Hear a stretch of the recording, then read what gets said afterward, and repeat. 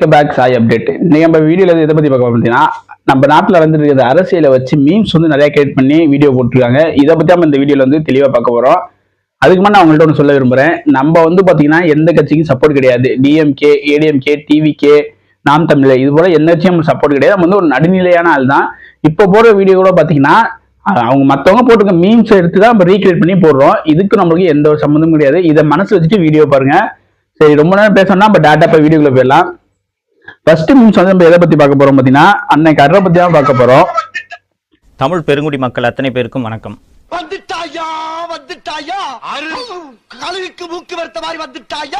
நமது தமிழகத்தின் எதிர்காலத்தை தீர்மானிக்க போகிற தேர்தல் அப்படின்றதுனால பல்வேறு விஷயங்களை உங்களுக்கு நினைவுபடுத்த வேண்டிய இவருக்கும் இந்த ஈமுகவுக்கு என்ன பிரச்சனையே தெரியல. ரெண்டு பேருக்கும் பாத்தீங்கன்னா அவ்வளவு பெரிய ஒரு சண்டை நடந்துகிட்டு இருக்கு.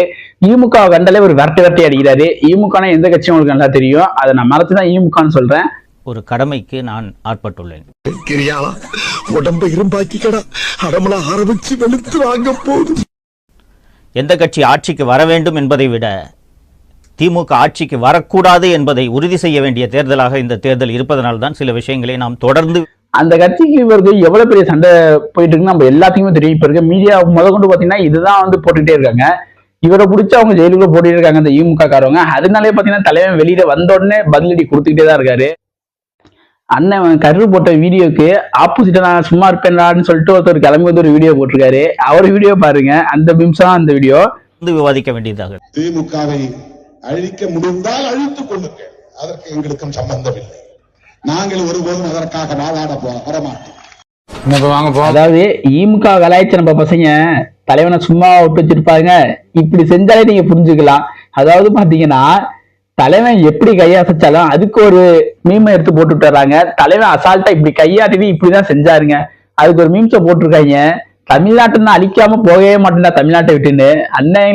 அண்ணனை வச்சு வேற லெவல்ல தரமா செஞ்சுட்டு இருக்காங்க நம்ம மீம்ஸ் ஃப்ரெண்ட்ஸ் எல்லாம்.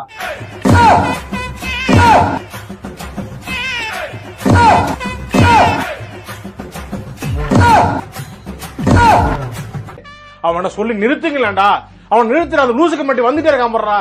இவர்கள் அளித்த விட்டுங்களா சொன்னாலும் கேட்க மாட்டாங்க போல. இதோட விட்டா கூட தலைவர் ஏதோ கொஞ்சம் ஒரு மானத்தோட போயிருப்பாரு.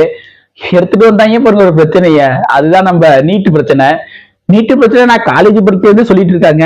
நீட் தேர்வு வந்து ரத்து பண்றேன்னு இன்ன வரைக்கும் ரத்து பண்ணவே இல்லை. இதுக்கு ஒரு மீம்ஸை போட்டிருக்காங்க. நீங்களே பாருங்க, அல்டிமேட்டா இருக்கும் மீம்ஸ். எப்பவுமே பாத்தீங்கன்னா சூரியன் உதிச்சாதான் நம்மளுக்கு அடுத்த நாள் பொழுது வீடியோ நம்ம முன்னேறலாம் சொல்லிட்டு இருக்காங்க. நம்ம தமிழ் மக்களுக்கு முன்னாடியில தமிழர் ஒருத்தர் சொல்லியிருக்காரு, சூரியன் வந்தா அடுத்த தடவை நம்ம பிச்சைதான் எடுக்கணும்னு. அந்த மீம்ஸை நீங்களே பாருங்க. வேற சொல்லியிருக்காரு, அண்ணனுக்கு அண்ணனுக்கு ஈமுகக்கோ என்னதான் பிரச்சனை தெரியல. இவ்வளவு கோவத்துல அண்ணன் இந்த வீடியோ போட்டு விட்டுருக்காரு.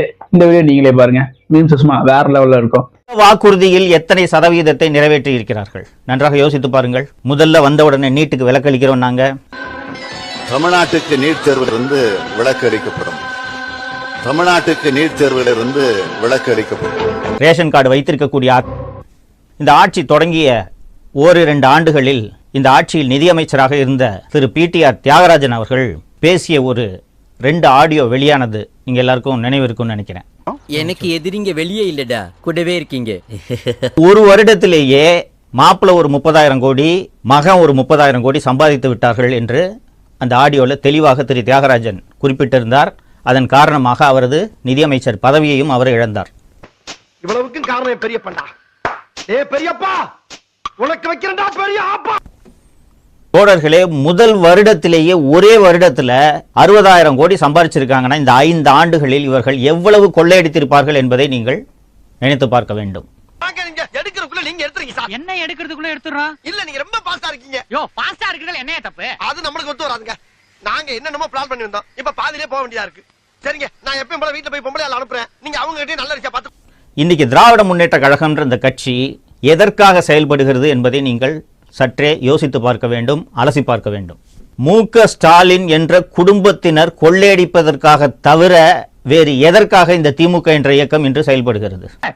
இதுக்கு தான் வந்திருக்கிற இன்ஸ்பெக்டர் சார். இந்த ஜென்மத்தை மட்டும் தனி ஜெயில கொண்டு போய் அடைங்க.